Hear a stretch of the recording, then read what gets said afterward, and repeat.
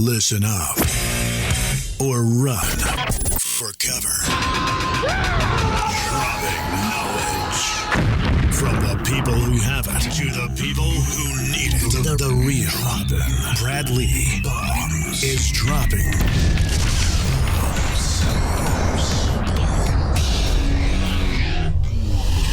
what it is. Brad Lee back again with another episode of Dropping Bombs. Today in the studio, folks, I've got a real treat. David Lee Jensen. What's cracking?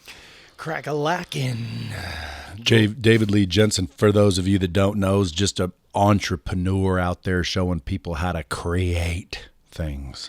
Create your future. Create entrepreneurs. Damn, man, I can't just keep talking like that. you show people basically how to be a coach, a personal trainer. Personal trainer. That's actually what happens at the end of the author, day. coach, speaker, things like that. Coach, online marketer. Exactly. You're teaching them how to basically make a living in the field of expertise. Truth. Similar to KBB. Nah, I think the real key is creating entrepreneurs, because I truly believe that, in my life, I want to create a remarkable impact on the production and prosperity of the world. Why? Because the world needs a little help nowadays. And so I think if we create 8 million entrepreneurs, then they'll go out and affect change on the 8 million people on this godforsaken planet. This rock hurling through space. Truth. So you've got an event coming up in a couple of weeks out in Scottsdale or Phoenix. Yeah, Tempe, Scottsdale, Tempe. Phoenix. They're all like 8 minutes from each other, but it's the Tempe Center for the Arts, March 27th and 28th. Create Your Future Conference, createconference.com. And CR8 Conference. That's right. Or CREATE. Or both. Conference.com. I had to buy that website, dude. Yeah. Well, you had to, because people would, if they just heard it and they didn't see it, they would go there. Exactly. It was because of podcasts like Dropping Bombs that I had to come up with createconference.com instead of always going, it's CR8conference.com. But the create's really cool when you see it on a logo and when you see it in person. But yeah, when you're on radio, you got to say createconference.com. Dude, how easy has it been selling tickets? Easy is not the word. It is definitely a difficult path. However, what we have working to our advantage is we have the most incredible lineup of speakers, I feel like, of all time at any event. And I know that's a big claim. No, it's a good one. I saw the lineup, and I'm in it. You are in it. Folks, if you guys want to come hang out with the old B-Meister, I'll be there for a day speaking. I usually hang out when I'm there, so I'll be there for, at least 3-4 hours minimum, maybe the whole 2 days. Who knows? Damn straight. And there's going to be a VIP party. Yeah, there's a Joe Polish, freaking Ted McGrath, Tim Storey, freaking Tim Storey, Coach Michael Burt, Coach Burt, Brad Lee. Who else? Scott Duffy, Clayton Mask, CEO of that's right, Keep, they call it. Keep now. 100 million plus company. Nice. Naz Baruti, she's been on Dropping Bombs. She's a lawyer. She is a lawyer with several offices and a best-selling book and a serious attitude about business. Tyler Wagner, Authors Unite. James Barber, the Phantom of the Opera Broadway star. That's right. Jennifer Hootie, who's the copywriting professional. She's written copy for your buddy Tony and many, many, many, many others. Yep, it's quite a lineup. So if anybody's in the Tempe, Arizona area, March 27th, 28th, this thing's going on. Go out and get yourself a ticket right now at createconference.com. You got a code or anything, or they just go there?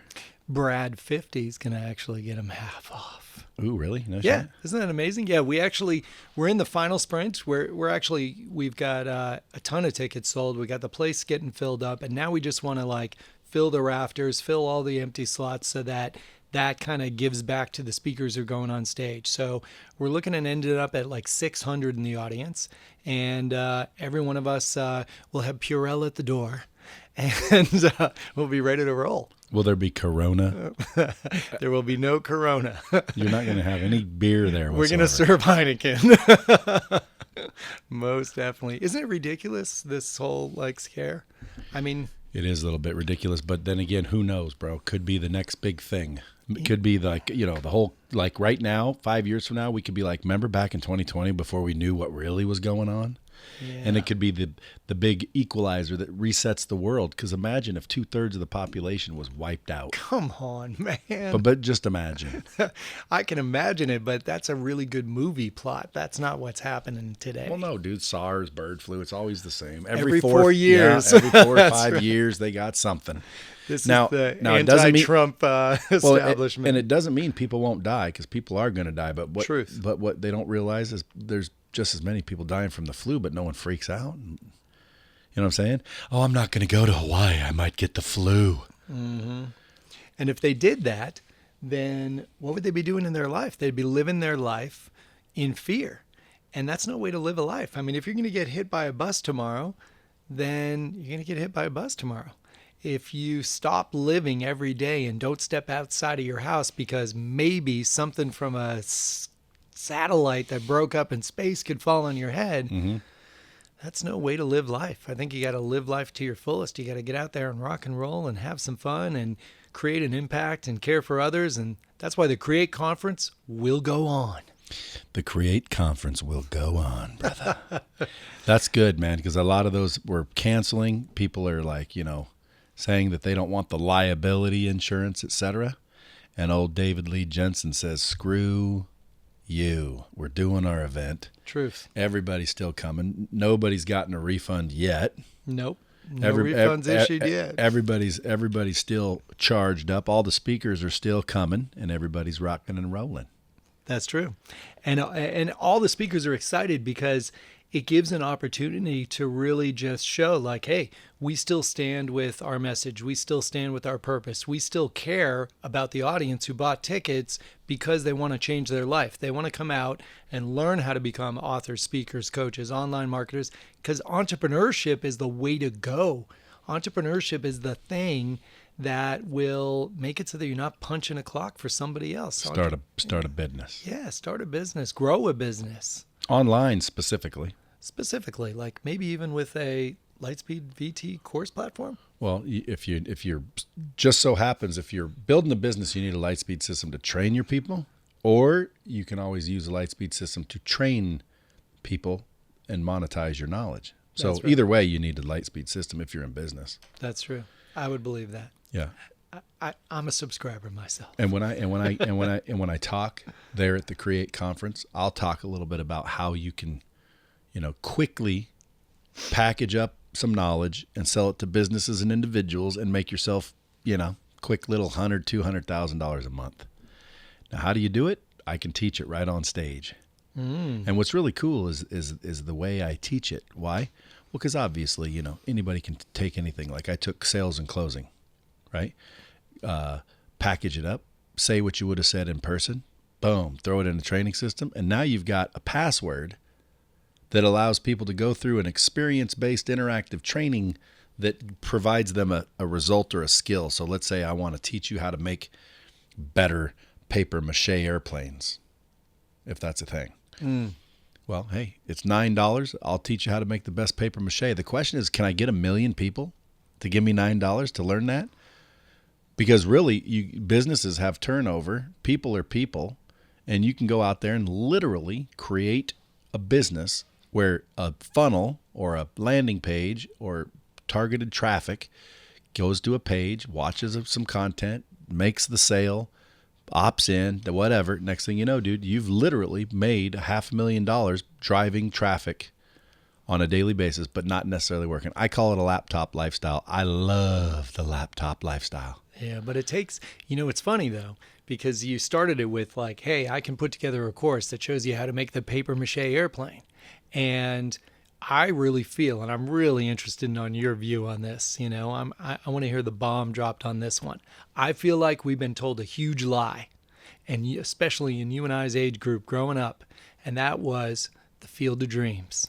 If you build it, they will come. And let me tell you, you build that course, it can be the best damn course in the entire universe, and it can show you how to build the self-flying, self-propelling, life-changing paper mache airplane.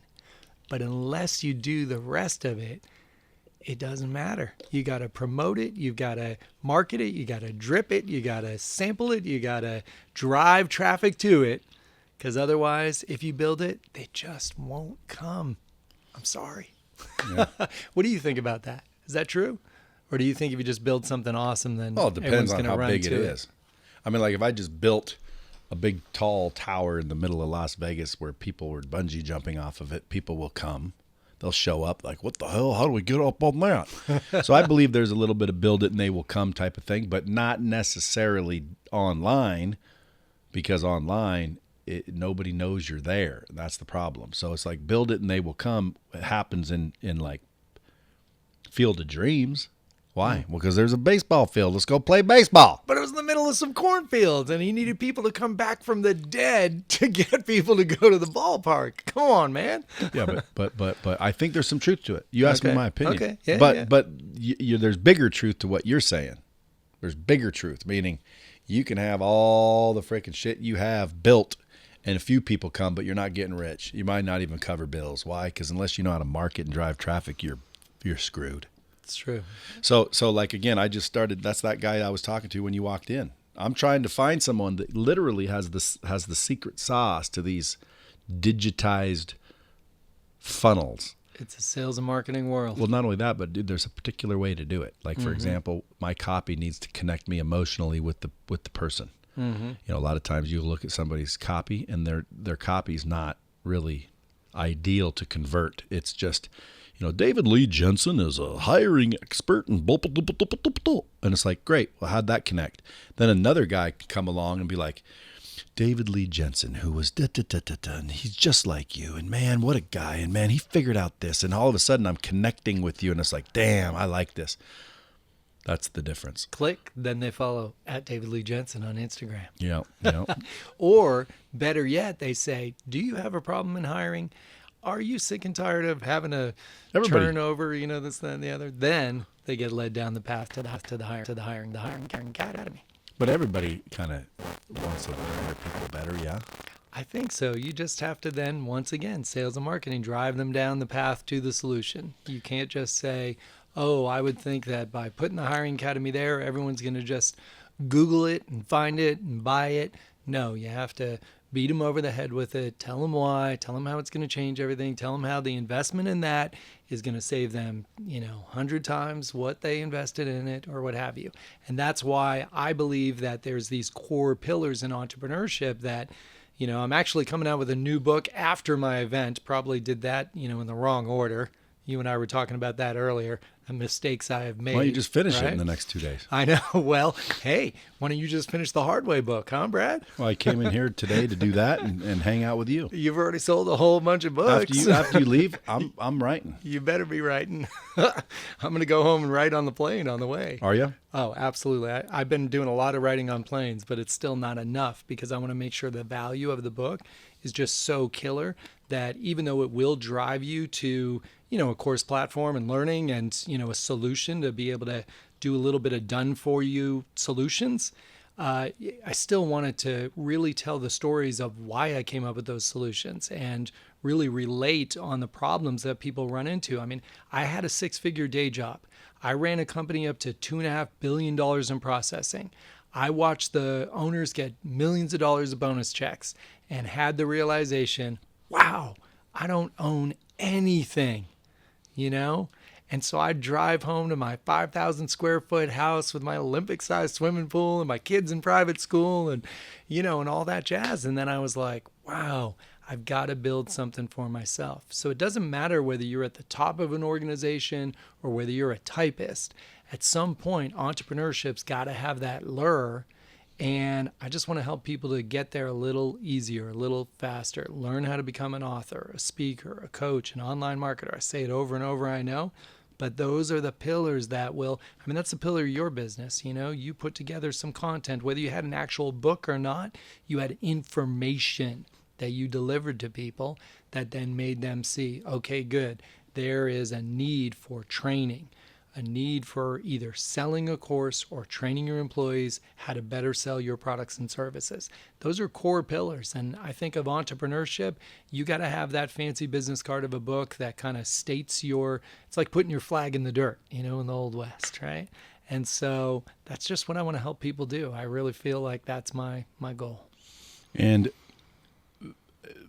my question is, how hard has it been?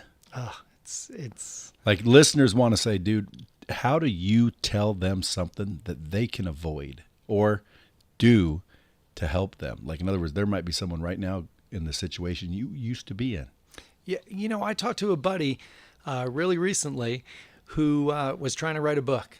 And I was like, wow, I know what it's like to write a book. I've written 3 books. I've had 2 bestsellers, and it is a nightmare for me. It is tough.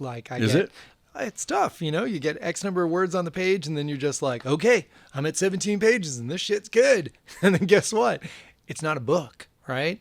And so then you got to kind of develop more core ideas, and then you got to come out with stories, and then you got to then my wife will read through a draft, and she'll be like, well, what about the time when you were out on your paper route and you knocked on the door and da-da-da? I was like, oh yeah. So then you got to go back and add that. And then, there's just a whole lot of work to it. It's a lot simpler in your head than it is putting it on the page. And then there's the whole process of, having it proofread and putting it up online and marketing and selling it, because it's also a product, which you can write the best book in the entire universe to change everybody's life.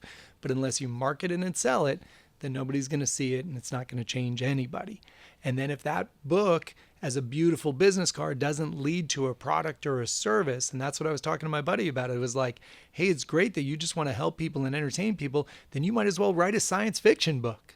But if you want to help people in business and succeed in life, then it's got to drive them to somewhere. It's got to have an end in mind. It's got to have a product you can sell, and that can still have a passion behind it, What would mine be?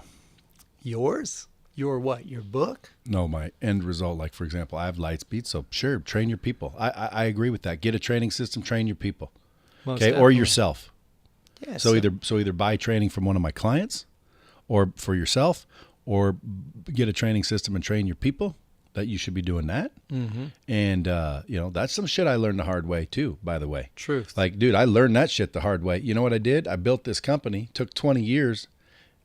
And now when you look back, like, if I would have been training people correctly this whole time, I would have got there faster. But more importantly, right now I could step away. Instead of right now I'm documenting everything and creating everything and learn. And really, I'm doing what I should have done when I started now. I told you, man, sometimes it's that out of sequence that, I should have written my book first, created a new program, and then gone out on a speaking tour, and then launched this Create Your Future, an event. And instead I was like, no, I want to get on stage and tell people about this idea. So I'm going to do it. Hey, Brad, will you come join me on stage? Hey, Steve, will you come join me on stage? Hey, like, it was just call my friends, set it up. So, now we're going to have a product to sell to them. We're going to have the ability to help them. We can always personally coach them. But I definitely see that that's a mistake learned, and it'll be that much better next year. So if somebody's driving around listening to this and they're like, damn, dude, I want to go to the Create conference. It's March 27th and 28th. In Phoenix, Arizona. In Tempe. Tempe, true. In Tempe, Arizona. There's a whole litany of smart speakers. Unbelievable. And what's crazy is you put together a bunch of speakers that literally can ultimately teach you how to make money. Like Ted McGrath, he teaches people how to make money. Mm-hmm. All those people. The book guy, how to write a book, make money on a book. Mm-hmm. At least use it as an opening card, turn it into a freaking whole coaching career, speaking career. You know what I'm saying? Yeah. I really think a lot of the attendees, as we've been watching the ticket sell, are people who are already entrepreneurs and they already have something going, but maybe they have a coaching program, but they don't have a book. And so they want to fill that hole in their business. Or they have a book and maybe they even have a coaching program, but they're not doing online sales. So when they go to sleep, everything stops. Yeah. Whereas you and I both know while we sleep, while you and I are sitting right here dropping bombs, there's people doing our courses, learning the things that we've learned along the way, and improving their business or improving their life right now while we're talking. And we're not having to be involved in that training because we've put it online. Do you drink alcohol? I do now and again. That's another lesson I've learned the hard way. Even up to last night. Like, seriously. Like, here we go. Every Dropping Bombs show I've ever listened to starts on this calm, cool, collective road of like, yeah, tell me a little bit about your business. Yeah, make sure you follow at David Lee Jensen on Instagram. And then it just goes, boom, it takes a turn. Well, and we're at that turn, folks. So if you fast forwarded in the podcast, this is the moment. Well, no, they're not. They like the stories. Tell me about last night's alcohol. Well, there's just, I drank more than I like. Right. Mm-hmm. Woke up not feeling the best. Mm-hmm. Cost me time, cost me money. Mm-hmm. It cost me a lot of money because it's expensive wine, first of all. Came as select, right? Yep, special select. True. Ended up really just realizing for the 1,000th time. You've had this realization before. There is nothing good about being drunk. Except for occasionally some wild sex. You know what I'm saying? Like, that's the only thing I could probably say. I remember a few times being hammered. That was fun. But point being, David, is there is nothing good about being drunk. Now, I'm not saying you can't have a glass of wine. I'm not saying don't freaking have a beer on a hot day.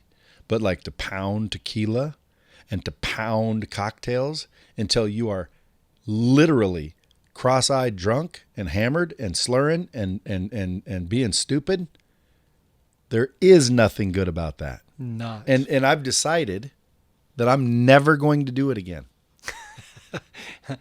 For this week? No. For this month? Dude, permanently.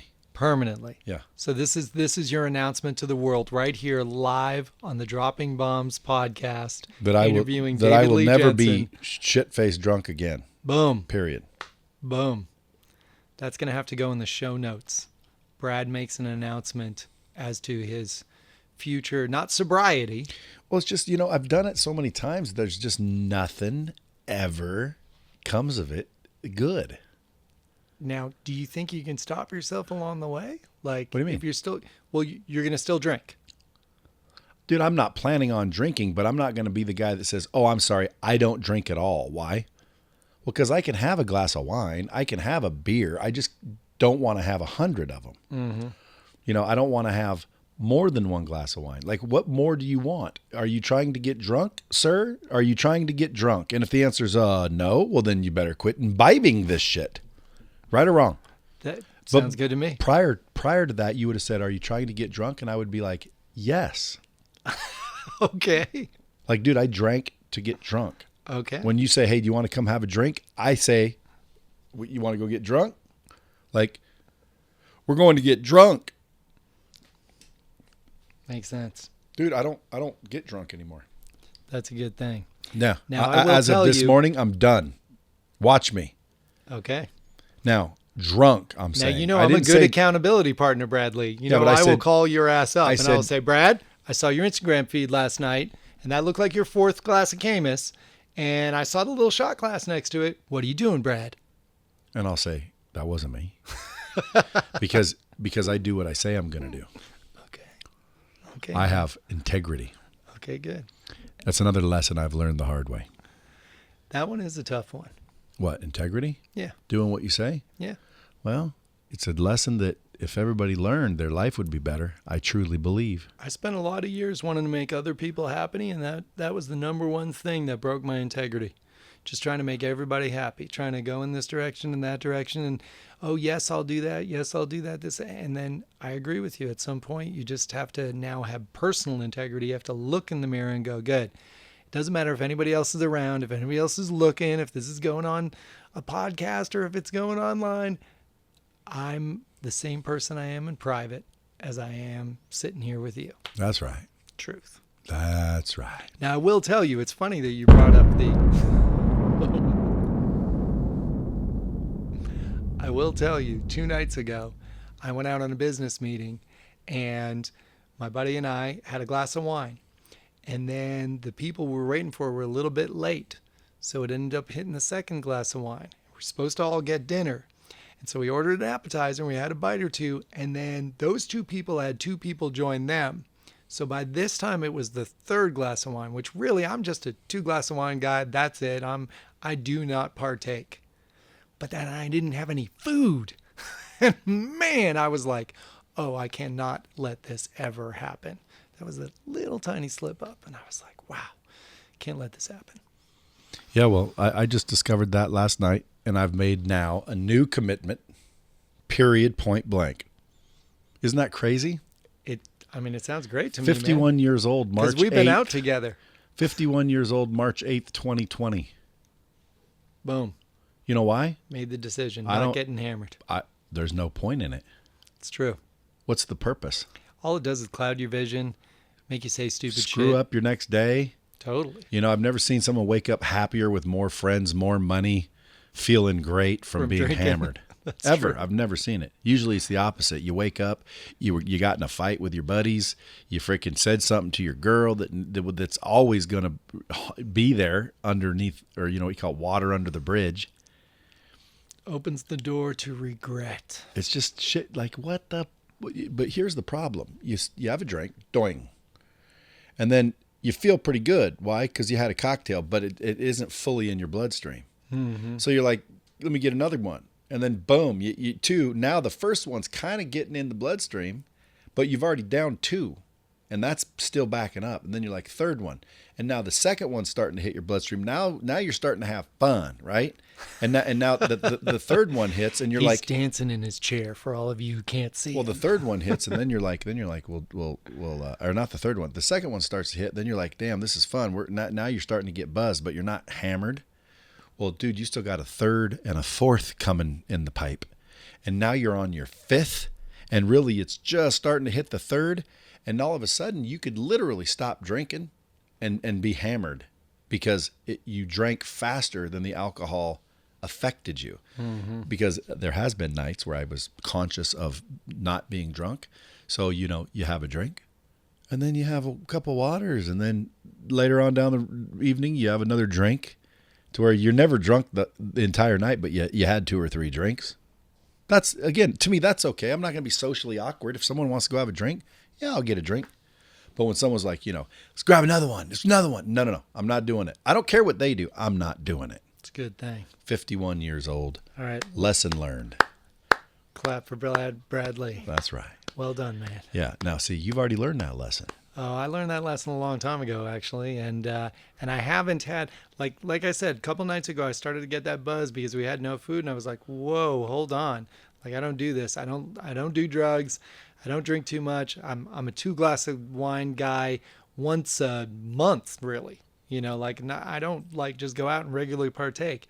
But I got to tell you, the funny thing is to hear you explain it and the the psychology behind it or whatever. Because see, I drink a fine wine because I truly think it tastes like a grape juice with like this delicious undertone and these I'm no sommelier, I'm no friggin' expert. I can't tell you what the temperature should be between a cab and a friggin' Syrah or whatever, the difference. I just enjoy the taste and the body and the smooth warmth of a beautiful glass of red wine. And that's it. But I also know that if I don't eat and I start a second glass, we're going to have a little bit of trouble. You get a little buzz, do you? Little buzz. Or I'll be with my buddy Steve Sims, and of course he's a big old whiskey drinker. So I'm like, I'm going to try an old fashioned. I got another buddy who's also a whiskey drinker, and he's like, he's like, come on, man. And boom, have a little whiskey. And then I go, wow, this is why back in right after college, I said, I'm done. No more binge drinking, no more 12 packs, no more. What if you went back and changed that at what age would you have changed it? Wow. I mean, I would have never started in the first place, I guess. But I guess you have to do certain things. It's like touching a hot stove as a kid. You sometimes you got to just let them touch the hot stove and know, because you can tell them 100 times and now they're just going to be more interested in touching the hot stove. So screw it. Let them touch the hot stove and get burnt and go, whoa, never going to do that again, right? Yeah. So I probably should have started, junior year of high school, or stopped junior year of high school. But by college it was dark rum. Oh man, rum and cokes. And you've done that. You've been hammered a bunch of times. Back in the day. Yeah, but remember getting hammered though? I mean, I'm your age. We're both 51, man. So I haven't done that in probably 25 years. See, so you smartened up. I just did it last night. God darn, man. I'm proud of you. It doesn't matter when you do it. Just say you do it. I know, but I'm done now. Okay, good. Anyway, so let me ask you a question. What's that? At all three of those, speaker, coach, online marketer, which one do you think's the most potential? The one you didn't mention, author. Author. I just had to throw that in Speaker, there. coach, author, and online marketer. Yeah. I think What's the most online important? Well, you definitely think online marketer. I mean, you got the platform for online marketers. You've got the ability. I mean, the reason I can help people while I sleep, the reason I make money while I sleep is because I've got a course on the Lightspeed BT platform. See, maybe that's what the book says. Hard way. Make money while you sleep. There you go. It's all about making money the hard way. I did it the hard way my whole life. But now it's the easy way. Now it's the easy way. From the easy way to the hard way. No, it's the hard way to the easy way. Oh, yeah. I could do that. I'm always doing out sequence, remember? So I think online marketing only because if you can online market for people or yourself, you can get paid big. Mm-hmm. Mm-hmm. Like a marketing person, a good one. See, I think author, man. I'm at the other end of the spectrum because here's the thing, right? Like when I met, Joe Polish of, I Love Marketing and Genius Network and all that, and I met Brendan Bouchard of Experts Academy and, all these guys. Back in the day, it was like you got to become an author, speaker, coach, online marketer. And once I wrote the book, it became a bestseller. It became a really fancy business card. And it also was my statement of purpose, my statement of product, and what it showed that I had the skills, the experience, not to be better than anyone else, but to show that I understood the problems they were facing and that I had gone through the hard way, as you call it, to solve those problems. And I wanted to give them a shortcut. And those shortcuts led to people saying, hey, come speak. I spoke at Fortune 50 companies, NetApp, Arrow, like all these Silicon Valley ventures because they had run into the exact same problems. So the book, being that, successful, quote unquote, author, led to speaking engagements. It led to then building an online, course platform, which is coaching others. So for me, once you got the book, that's your statement, and people could read your book and not like your book. And then guess what? Then they don't have to do business with you. And that saves you, me, and everybody else time. That saves if they buy your online course, they're not going to refund, right? So if they read your book, now they know who you are. They can hire you as a speaker. They can hire you as a coach, or they can go onto your online platform. So I don't know, Brad. I think it's author, not online marketer. You heard about Dean Koontz? I have. His 1989 book. Which one? There's a book. The Dark Half? The one, whatever, that said in 2020 there'll be a pneumonia-like disease. Oh, I didn't hear that. Yeah. Here we go. A Dean Koontz predicted. He's like Nostradamus. Nietzsche. Nostradamus. Thank you, Nietzsche. Yeah, Friedrich. Friedrich. Folks, listen, if you're driving around, you're thinking, man, I need to get down to Tempe, Arizona to go to this conference. Dude, go to Crate Conference, get your ticket. Follow David Lee Jensen at David Lee, L-E-E, Jensen, right? Not David L-E-A. No, at David Lee Jensen. It's almost like, who's the... Jerry Lee David Miller. Lee Roth. No, Johnny Lee Miller. No, David Lee Roth. No, who's the Great Balls of Fire? Lee Jerry Lee Lewis. No. Was it you who said to me? I always say a friend told me, and now I'm looking at you, and it might have been you. I think you said, "Hey Jensen, only two types of people have three names: murderers, rock stars, and serial killers." And I said, and so now I tell people that I'm like, my buddy told me only two types of people have three names: rock stars and serial killers. And you don't want to hear my voice. That's right. Well, I want to make sure everybody has a chance to get to that, so I'm going to drop this thing immediately, if not sooner. So this is going to drop tomorrow, David Lee Jensen. Sweet.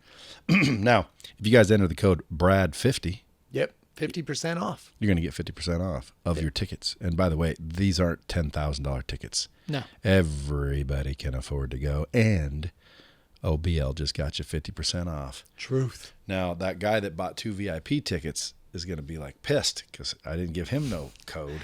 I don't know what to tell you, man. Oh, well. It's all about timing and effort. Oh, well. But those VIPs, those elites, they're going to get to meet you in person at the party where we will not be pertaining in too much alcohol. Yeah, as I won't. we have just determined. And so they're going to get to shake your hand. They're going to get to take a picture with you. They're going to get to, ask wisdom-like questions. And they're going to get to partake in not just seeing you drop bombs on stage, but they're going to be able to see this entire lineup of amazing experts we put together who literally have all donated their time and their effort and their, bravery through the virus to bring it to the people. It's only 8 minutes from the Phoenix airport, by the way. That's why I back off when I say Tempe, because people think, oh, who knows where that is? It's 8 minutes from the from the Phoenix airport, Tempe, Arizona. What are you doing in Arizona right now? I'm out there. I'm doing a couple radio shows, doing a couple TV appearances, doing like everything I can with entrepreneur groups, meeting with the ASU Entrepreneurship Department, meeting with the Luke Air Force Base transition team, because I really want to help military transitioning military learn how to become entrepreneurs when they come out. And so I'm just doing the knocking on doors and pounding hoofs to the feet, to the floor, whatever that is. In Scottsdale. Where's Sonny? Sonny's there too. I flew here today to see you, which I got to give they should be a sponsor of your show, JSX Air, because literally hopped on a plane this morning from a private airport, landed here from a private airport, and no word of a lie. I don't have my own plane. I didn't pay $1,000. I spent $99 to get here. I was like, whoa. So JSX Airlines, got to give a little shout out to them. Jet Suite X. Jet Suite X. It's good. All right, folks, listen, go share this out. Share it with your friends and the fam. Thanks for having me, bro. Dude, I appreciate you coming all the way up here just for this and to shoot the shit and make a little strategy session. It's all good, out man. of it. Let's go grab some food. Sounds good. Folks, until next time, keep it real.